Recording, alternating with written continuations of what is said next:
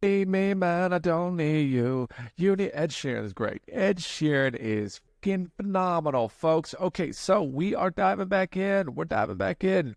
We're going to be building a book bot here. It looks like so. We wrapped up some of the object-oriented programming bits. These courses got flipped out of order. Today we're going to do some book bot building. Looks like we're building a command line application in Python that does static analysis on text files, entire novels. In fact, you'll be guided through an entire setup of professional grade development environment using VS Code, Git, and GitHub. You'll learn the basics of development on the command line if you're on Windows. We'll even show you how to develop in Linux using the WSL cool stuff. So it looks like this is going to be a pretty big thing. Let me turn the headphones up for y'all. Gosh, I just got to see my dear buddy Chester. Fantastic guy. Always good to see him. Always good to see him. So let's see. So we just read that the BookBot stuff. It looks like it's about 6 hours of material. Couple challenges here. Let's start tackling it. I have no idea.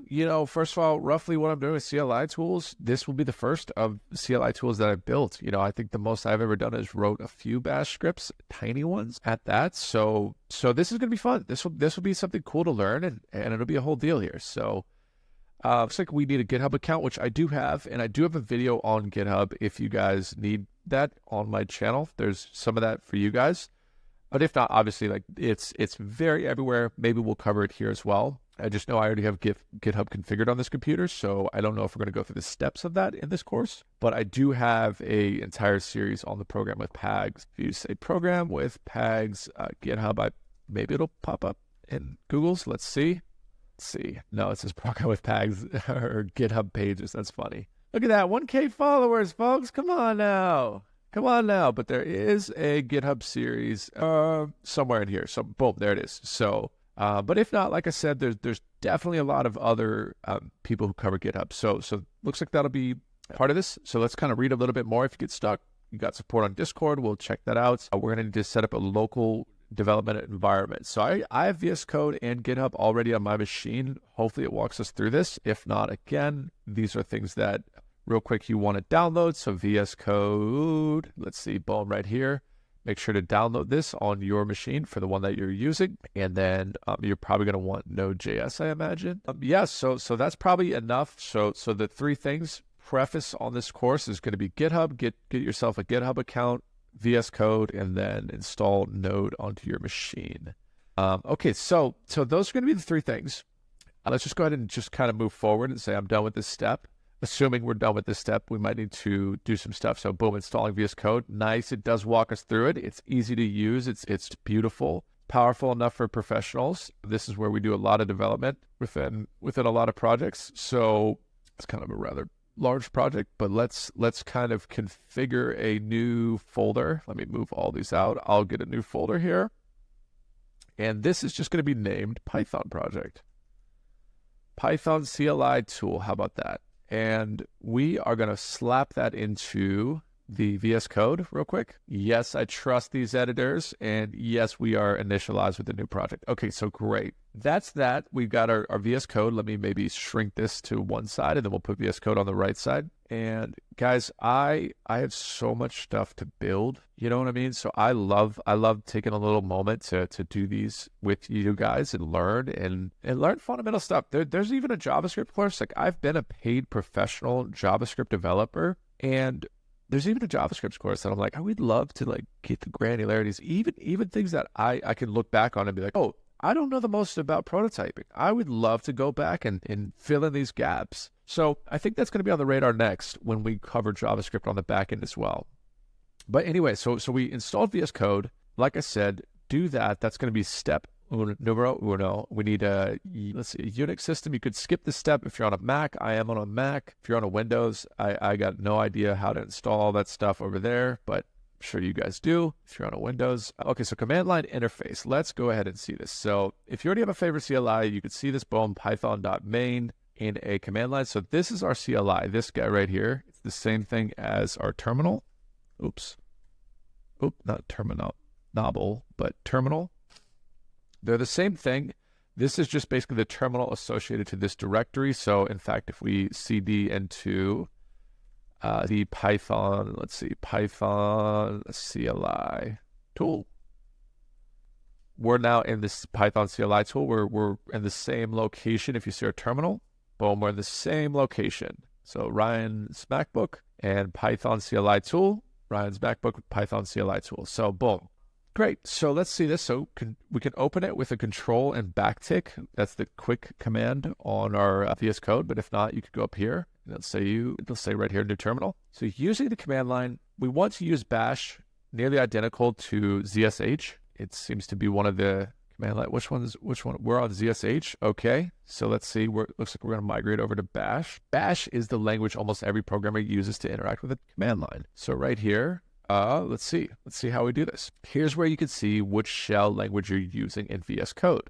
We're using ZSH. They're using ZSH. So for Mac, let's see. So Z shell, boom, is here. Unix is very similar, or ZSH is a very similar Unix shell that's very similar to bash. If it says ZSH, you're good to go. Skip down and run the command section. Okay, cool. So now you've got VS Code open with bash or ZSH terminal. Use the pwd command prompt and press enter pwt for printing the working directory. So let's go ahead and see where we're at, which we know the path here, right here. See that? Okay, cool. So that's our working directory file path. Let's move forward. So GitHub, if you know how to set up a GitHub repository, set up this step. I am going to just assume that you guys have GitHub on your things, and then I'll show you how I set up GitHub. There's a little bit of shoulder work with it. Like I said, there's that GitHub deal that I have on my YouTube channel that you guys could watch. But in short, you need to configure GitHub. You're going to need to have an access key on your machine that's relevant to your GitHub. So that is going to be, maybe I can find a good one. How to configure GitHub for the first time, right? For the first time. I would definitely look at one of these as well, in addition to the one I did. Basically, you need to install Git onto your machine and then get a GitHub account, and then you're going to need to configure the keys from that GitHub account onto your machine. So it sounds a lot worse than what it is. In fact, I would probably just ask ChatGPT on how to do it. Let's see. I just want to lead you guys in the right direction before we depart on the CLI tool. So, boom, we need to create a GitHub account, install Git onto your machine, and then, or either order of that, and then, yeah, you definitely want to go through the process properly. So, but there's a key exchange that you have to do from Git to your machine. That's the biggest thing I'm saying. And let's see if they say configure Git. I just want to show that part just to highlight it, because these two are obvious. If like install GitHub on your machine and make a GitHub account, but this is the less obvious one, is making sure that here we are, generate an SSH key. Optional, but recommended. Definitely do it. Do it. So you do some key generation and you copy it from your machine, get it in your GitHub account, make sure it's connected, so on and so forth. Okay, so then assuming you've done that all, come to your GitHub. We could say new repository, and I'll make this one public for you guys. So I'll say Python CLI tool, and we'll say, boom, it's public. I'll create the repository, and it's that simple. After it's all configured, it's that simple. Boom, create the repository. I'll copy this down, and I just come right here, paste it in. Boom, repository's done right there. So I can say git add, git commit, all my commands, they're all good to go. Say edit, say git push, and it'll push any changes I have up to the repository. So now all this code that happens here is now going to be stashed up here. So Python CLI tool, it's updated with nothing. So let's just give it a quick file real quick. So we'll say main.py, and we'll say print hello CLI or something. So this way, if let's see, install the recommended Python. Sure, we'll install any sort of Python extensions that are recommended. Let me close out of this tab. I'll close out of the extensions tabs as well. So basically now we should be able to run main.py or python.main.py. Python main.py. It should pop out with Python command not found. So how do we do this? I think it's actually Python 3. Maybe that's installed.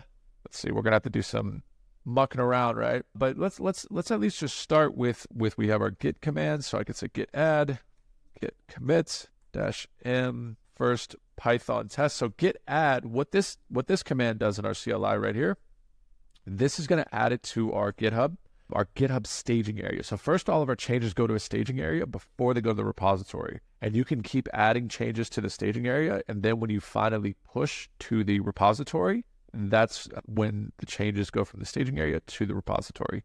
So that's what the git add command does. And this git commit dash, it allows us to, we push all of our things into a staging area. And basically when we do this next command, git commit dash, the dash is the message we want to tack on with this. So maybe we'll say main.py added or something, like whatever you want to put here as a description. Oops, did not mean to do all that.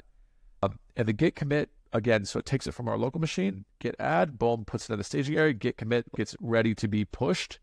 So we can go ahead and say git commit. We can ignore all this, I believe, and we can actually say git push. We may need to send it upstream one time, but right here, boom, git push, and we didn't actually have to send it upstream. It was all configured for us. But git push, that's what then takes it from the staging area with the commit and then pushes it into our repository. So now if we refresh it on GitHub, we should see that main.py file. Boom, there it is. So no print statements here, but if we just say define main, that's fine here. We could return a string hello from main. We'll do that. And then we made an update in the code. I can go ahead and here's the flow for it. I say git add dot and then git commit. Let me put a message here. Say new update, right, of something. And then I can say git push. And that new update is now effectively in our code base. So let's go to refresh this and boom, we can see print hello and return hello from main. So yeah, looks like we had some discrepancy from our files at some point, but roughly that's the workflow. So we can do git add dot, which puts it in the staging area, git commit, which gets our staging area prepped for the push, and then git push to ultimately push it to the repository. So that's a little bit there on just the GitHub workflow. Let's dive into this BookBot. Let's see what we got. We got to configure how to run a Python script, which I'll be honest, guys, I thought it was literally just Python main.py. So we'll have to configure that file path, it looks like, which I will do in a moment after we go through each step. So, okay, so GitHub, your path, boom, we want to echo our path command. This is exactly what we needed to do. So, okay, so let's read this. So your path variable tells your computer where to look for programs in the CLI, which is why when we try to run this file, let me just clear this terminal. If I say Python, really what I want to do is run this file. So if I say like main, that would run this function. Let's close out of all that. Let me close this down a bit. I just wanted to zoom in so you guys could see a little bit. But if we had any print statements, hello from main, typically this Python 3 main.py would work. It would fire off this file, but it looks, oh, there it is. Boom. Hello from main. Now, why did it decide to work now? Python, and it's actually still not even the right file. So I'm confused. I'm confused a little bit, but let's see. Hello. Let's crash the terminal and refresh it maybe. So I'm a little bit weirded out because it says hello, but nothing in the file actually just says hello. This hello 1 2 3. Maybe we'll try this. Hello from main. There we go. Okay, so that makes a lot more sense because we're obviously printing those files. It's a little bit freaked out there. Was a little bit freaked out. Not gonna lie. Not gonna lie. So this is how we can kind of run our Python files right out of the box, right? And there's also another way to do it. We could go here and say Python. I think Python run file or something. Run file in terminal. Boom, like this. So we do Shift Command P and look for Python. Run Python file in terminal. That way, so when we start building our things out, let's just get rid of all of our functions. But our print statements, then let's say if we have a function of add, right? We could say earn A plus B, and we obviously need to pass in A and B to our file. And then we need to use that function. So we could say 5, 4, and 5, right? And boom, it should, well, let's see. It should roughly, what's going on here? What's going on here? Python 3 main.py, boom. Oh, you know what? We need to print it. Duh. It should work. Not sure why we're getting a loading deal. There we go. So boom, prints 9. That's the answer for that. Just want to make sure we're clicking off and getting roughly the early steps of this thing working and all firing off together. Okay, so that's that a bit. It looks like our path. How do we know what's in my path? We can echo this to see what is in our path. Oops, no, not that. I have to copy that down. There we go. So we can see all these things that are in our path. And then if we want to get more granular, I think we could actually nano into our path and see. Looks like we can add things to our path as well. So this is where if I didn't know this until the CLI course. But when things aren't configured in your path, you can't use them. So earlier when we just saw that Python command not working, the ZSH is because Python is not actually configured in my path. So we'd have to install Python onto the machine and then configure it aiming down this path of delete this, right? So I'm a little bit new on that side stuff too, to be honest. But the Python 3, let's see. So that I think is installed with this machine. So we can run the Python 3 command with it, which is awesome because so I'll just lean on that for right now. And I think the difference is why it worked is because we have our Python terminal versus our ZSH terminal. So I think that is crucial. Oh no, that worked too. But why are they named differently? I don't know. I'll have to learn, folks. I'll have to learn more. So let's kind of dive in. I'm gonna kind of go over some of this a little bit. We can run one of these commands. What does this do? So the easiest way to update your path is to add the command to one of these files, your bash or ZSH. I did not know. I thought nano is how we access it, not code. I'm not sure what that is. Code ZSH. So nano. This is kind of like our settings for our terminal to some degree. This ZSH for me on Mac. This is like our settings, and we can access it in the terminal here as well. So if what was the code bit? I don't know what the code bit will do. I don't know if this will actually work, but I know nano does because I'm on a ZRC machine. So boom, these are like our settings. We can export our paths. We can configure things. I will hopefully make a video on updating the CLI and making the terminal really fun and friendly to use. And it's a lot of configuration in here. But this is like our settings, if you will, like our game settings, our video game settings, if you will, but like for the terminal right there in our nano. So I'll just go ahead and get out of there. They want us to add this to the top of the file. So echo hello there. I'm not going to do that. I don't want to undo it either. So I'll just skip that step. Let's see. So Git is installed on the machine. So sudo apt install, install. How do I say it? I want to say go down the journey of installing GitHub. And configuring it and use ChatGPT, use my YouTube, use GitHub's tutorials themselves. But let's try to get to the CLI here. Let's try to cruise through this and get to the CLI deal. So I'm assuming most people have the VS Code and GitHub configured. So let's see. We're going to navigate to our home directory. So CD to home. We'll go back. So at the very root of our deal, we'll list out all of our home directory stuff, and we will make a directory. We'll make directory called workspace. So now if we list everything out, we have this new folder right here, which is workspace. Keep all of your code in workspace. Not sure if I like that, but all projects will live here in your workspace. So it seems like that could be a good thing. I just have a software folder on my desktop, but looks like this is maybe the more professional way to do it is to have a workspace folder with at the root directory of your, we can delete the test file by doing this. So let's see. Were we supposed to make a test file? So all of your project will live here, boom, boom, boom. In the VS Code menu, run file, open folder, run file. So let's go up here. So we'll say file, open folder, and open your workspace folder. Now your command line on your, how do we access our workspace folder? Is it going to be within one of these? Where is our workspace folder? And open your workspace folder. Now your command line and VS Code File Explorer will both be rooted in your workspace. All of your projects will live here. Interesting. Create your workspace folder. So next, navigate to the workspace folder. So let's navigate there then. So we'll CD into it, workspace.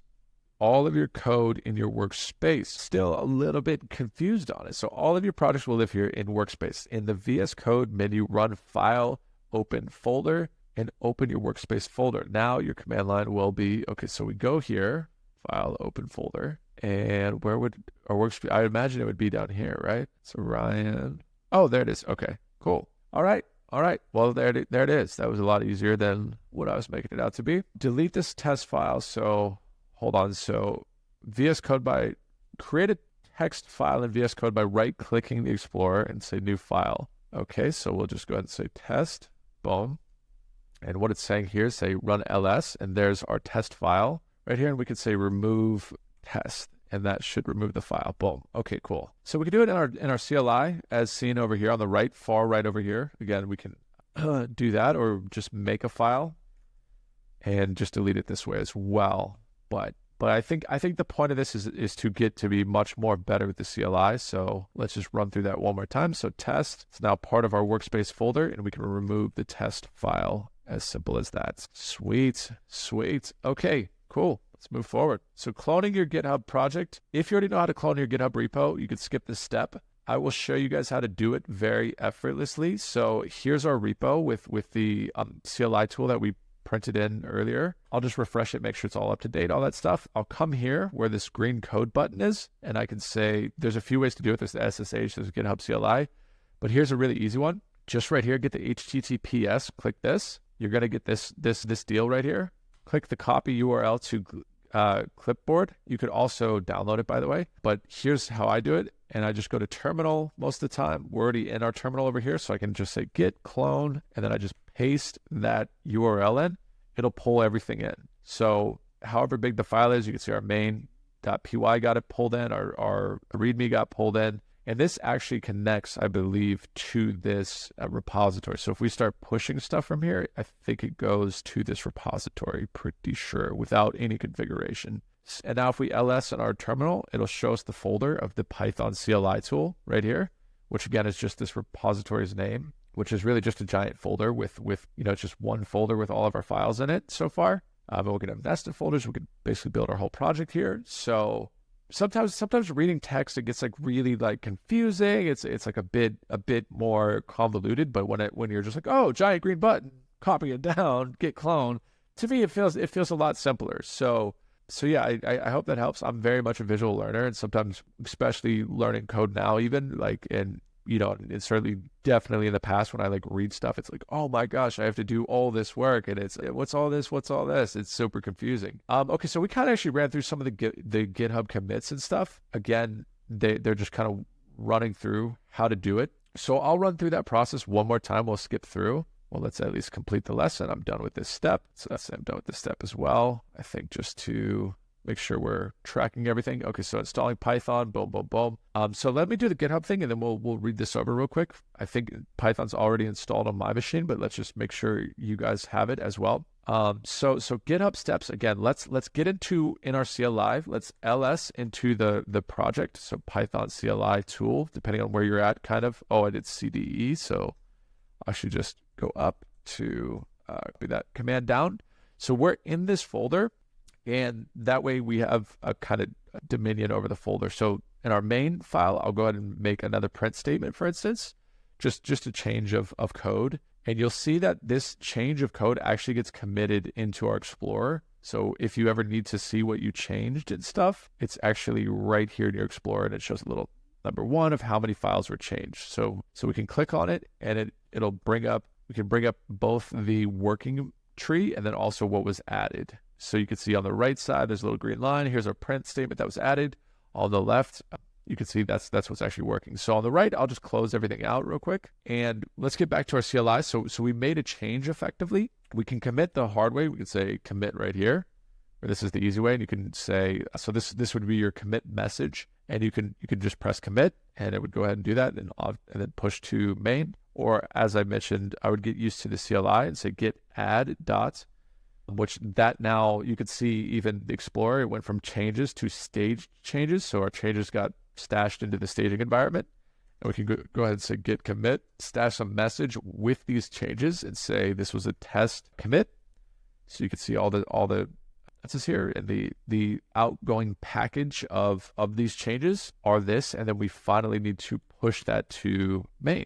So we've gone ahead and pushed it, and you can see the Explorer removes all those changes. And if we go to our GitHub and refresh, we'll actually even see that these messages will change as well. Or I think it did right here. Boom, test commit, which was the dash that we just did. So if we click that, we could see all the changes, the very thing we saw in the working tree. And you can actually even go as far as seeing the commits, right? Commit history. And there's plenty of GitHub's GUI tools that can show people working trees, and you can always roll back to different commits by checking them out. So if we steal in their their commit hash right here, I can actually copy this down. I could say git checkout, boom, and check out this hash. And this will switch over to the changes at this time, at this version, right? At this very time. So we can go to this thing and say, oh, okay, there was no changes. It's an empty file. Actually, I must have mislabeled it. But let's say you want to roll back your changes. Let's say you did new additions in a file and it like really messed something up in your project. You can actually just go back to your version control, your GitHub, and say, okay, let me go through a few of the commits. And it was this commit, this new update that worked great. And I can go here, steal check it out, and then you can see you're going to be in that hash or that commit by the bottom left, and boom, here's the changes that we like wanted to see. So version control is really good to know how to navigate, because you can make as many mess ups as you really want, and as long as you know where you're at within your versions and stuff, it's a really powerful tool. So and there's so much more to that. I learn all the time. There's like obviously our merge conflicts and resolutions for those. There's hard resetting these things. There's so much more that you could do within. You can stash changes, you could pop changes, you can do a lot of stuff within GitHub, and it's a really, really, really powerful tool. Version control as a whole is a very, very, very powerful tool. So yeah, let's get back to the course though for a second. So let's see, installing Python. We're going to use Webby to install the PyEnv. Makes it easy to manage our Python versions. So this is something I don't know how to do. So let's dive in. Let's dive in. So for Windows and Linux users, if you're on Linux, there are some dependencies you'll need before installing the Pi environment. Run these commands to install them. So this would be our Windows and Linux. Let's see for Mac. I imagine we're probably going to be right here with the Linux users. Just wanted to scroll down to see. So Python 3. We do have Python 3 installed. At least I do on this machine. So yeah, so I may not actually do this stuff. Yeah, I don't think I'm gonna do it, guys. I'll be honest. I've got Python here that's working, so I'm not gonna do it. I'm sorry, but yeah, let's cruise forward. So running Python, we saw how to do that. So we get to the main.py, open the file main.py. So let's ls in our terminal over here to see what we have. So we have a main.py. Let's make a new file. So I'll say touch new.py. And you can see here, we just built a new file, and we can navigate to this new .py file, and I can add a print statement. I'm only doing this because we already added the main.py, and we can run Python, right? Python 3 by saying new.py. Maybe I need to save real quick, and let's do it one more time. And boom, hello world. So that is how we are running Python files in this deal. Let's continue forward. So the BookBot read file. This is, I think, where we're going to get a little bit interesting, right? Now that we've got our machine all configured, hopefully it hasn't done too much wildness here, right? Let's build a BookBot. So a BookBot is a simple command line program that reads from a file and generates a report about that text. That is cool. So I'm in my brain thinking of like a huge PDF that gets submitted to this. It could be like, here's 2 sentences about that PDF. Would be awesome. So download Frankenstein. The Frankenstein book by Mary Lee is in the public domain. Here it is right here. So we can, it's a ton of text, guys. We're engineers. We're probably not going to read it all. You guys already saw me skipping by on some stuff. I'm not going to sit here and read every single thing. There's like a time to efficiency thing that needs to be weighed. So let's see. So here's the whole text. Create a directory in your BookBot project called books. Right-click the text on the page and then copy it all into the text editor. So let's just go ahead and Command All, Command C, Command A, Command C. And I'm going to add a new file. I'll go to my Explorer up here in my Python CLI tool. So it looks like they wanted us to call it BookBot, but mine's just called Python CLI. I'm going to clean it up a bit. I'm going to delete a lot of these files here. And in my Python CLI tool, I'll go ahead and make the file for Frankenstein. I think that's how you'd say. It's actually a TXT file. And I'll paste in all those texts. So it's 8,000 lines or just under 8,000 lines of text. Let me zoom out just a smidge. And obviously, yeah, not going to be reading it. So let's use a git ignore, which is also important. So a git ignore, let's just put this file here. So git ignore. When we make these commits and changes and things like this, we sometimes don't want to stash big things onto our repository, our GitHub. And this would be a good example of it. Like it's 8,000 lines of text. Like we probably don't want to store it on our GitHub. There's like certain secrets you don't want to store on GitHub. There's certain keys, maybe sensitive information you don't want to store on GitHub. So our git ignore file, this is going to be, they want us to ignore the folders book or the books folder. So let's go ahead and figure that in a moment. But this is where we can ignore files. So I can ignore specific file names. I believe this would work. If I say /Frankenstein text, ignore that file. I believe it won't allow it. It won't bring it into our Git files, I believe. Oh, boom, just like that. Okay, so you see it removed it from the staging area. But they want us to have a books folder, and this is just one of the books in the folder. So let's say we had 10 of these files, right? In our stashes, the Frankenstein might be added still, or it may not be. Let's see, might be. Boom, there it is. So let's pretend we had multiple books, and I'll just copy down another book name. So we'll say book, I guess, TXT, just to represent 50 other books, and I'll just put in some random text. This would all get stashed into our GitHub.